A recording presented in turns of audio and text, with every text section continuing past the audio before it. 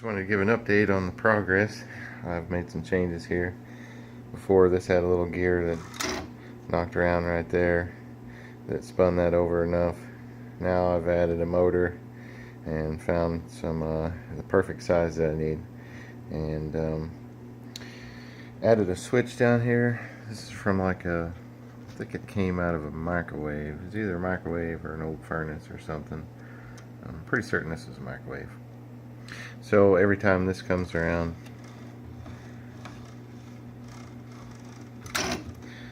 every time it hits that, it makes a little bit of movement right here. Now when I'm trying to get tuned in as well, you see that if it's held too long, I got to add a delay on my program, and it's got to accommodate the speed of the winding shaft and set this delay just right. That way it's not doing multiple counts if it's held open too long. So if my delay is right, I'm trying to get that held open. So it'll keep going if it's held open. So for now this works. You see I've got a little issue there sometimes. If it's too fast, it doesn't want to count it.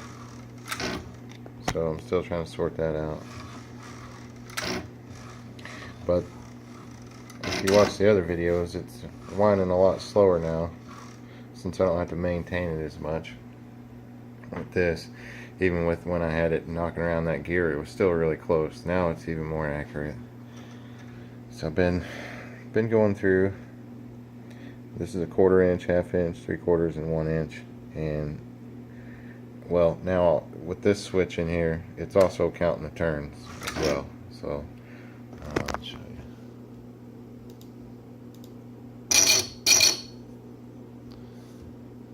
Alright, I had to reset. So now I've got, shows the power to the shaft motor and the number of turns it's taken. So there's 1 turn. Alright, so what I'm doing is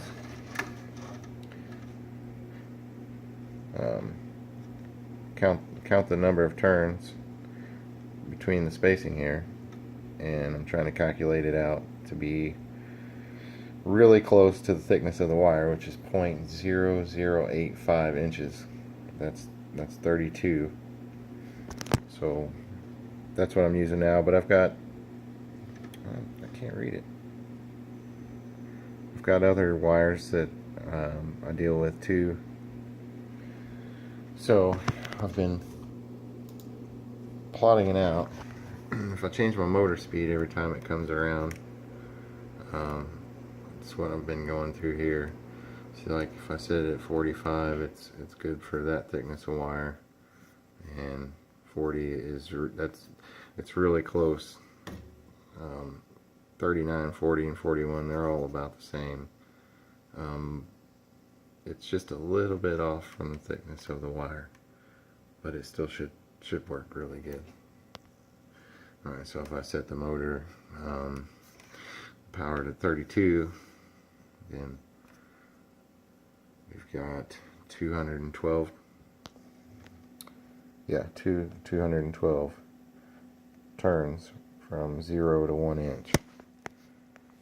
And I kind of just went off an average on each one. It's not exact every time, so I'm probably going to still have to upgrade my guide. I don't know if this is going to work out too good, even with my idea of maybe getting the poly through there while it's winding. I don't know if that's going to work, but I'm going to try it. If it doesn't work, then I'm going to upgrade it to something else. But for now, this is where I'm at with it. And right now I've only got one of the drivers, and it's just kind of the prototype and put together. So that's what I'm working on now, is getting another board for that, so I can turn this motor, because this motor right now is using the power from this one, just so I can experiment and learn a little more on this and try to improve it. So it is all still, it's all wood basically, framed. I didn't really talk about anything like that, but let's see, everything about this has been put together with scrap. Even these triangle pieces of plywood, they were scrap cut off pieces. That's why I used them. It's the best thing I had, and it actually works out pretty good. The bearings I scrapped. The all threads scrapped. Even this all thread was scrapped. I mean, it's not necessarily scrap, but this section come out of printer, and this section come out of a printer. These gears come out of a CD changer. Of course, the nuts for the all thread was part of the all thread. Actually, I think I got this all thread from you, Dad. But even that all thread, same stuff you gave me. I think it's from a telephone rack or something. These things come from. This wasn't scrap. These come from those Connect toy things. I think they were like from a Five Below store. You just build things. These are just leftover parts that the kids didn't use to put together. They just threw it in a closet somewhere, and it got cleaned out, and it ended up in my shop. Same thing with these. I've still got to do something with this. This is creating some resistance, but at the same time, this resistance is helping. Because if it was any easier to move, actually, then I don't even know if I would get it right. Because the motor speed is at 40. It doesn't want to respond until 20. I don't really have much to play with there, so might have to look into that a little more later on.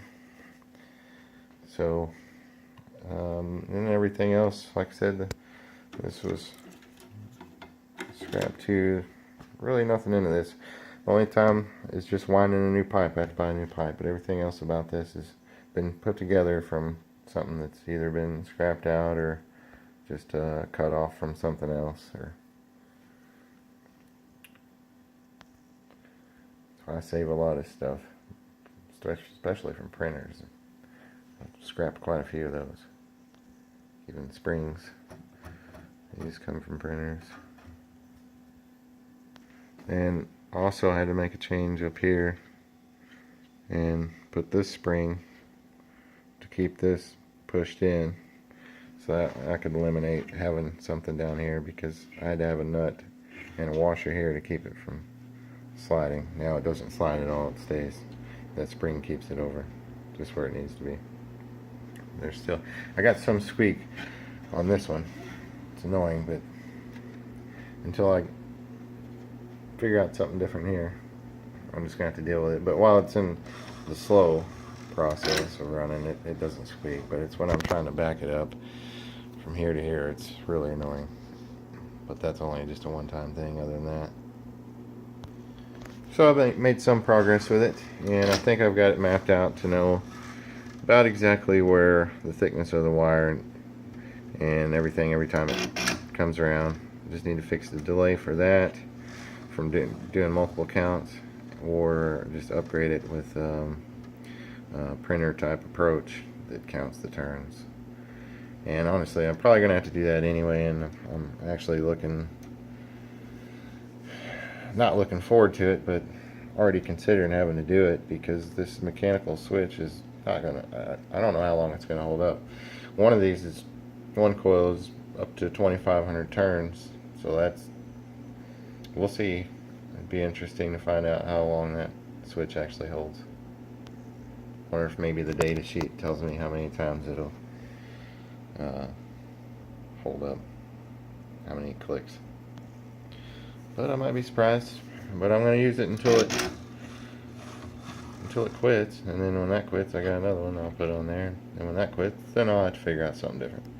But until now, I'm getting this a lot closer to being automatic. And I'm going to go back to what I was doing, which is working on the board, so I can have another board to drive both these motors at the same time. And I'll show you progress after that.